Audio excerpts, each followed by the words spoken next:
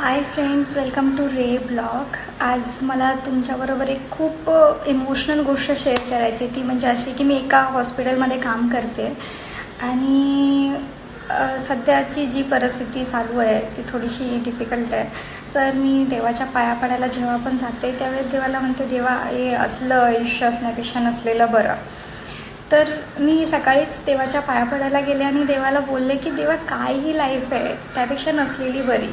आणि दुपारी मी जेव्हा ड्युटीला गेले त्यावेळेस एका आईचं बाळ आजारी होतं आणि ती त्या देवापुढं प्रार्थना करत होती की देवा माझं पण आयुष्य त्याला लाभू दे. तर मी असा विचार केला की माझी पण आई असाच काहीतरी विचार करत असेल की देवा माझं आयुष्य माझ्या मुलीला लाभू दे.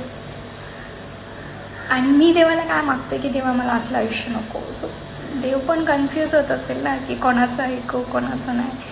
तर देव पण उत्तर देत असेल की तू मला लाईफ नको आहे म्हणते, पण त्या माऊलीचं काय करू जी फक्त तुझ्यासाठीच आयुष्य मागते.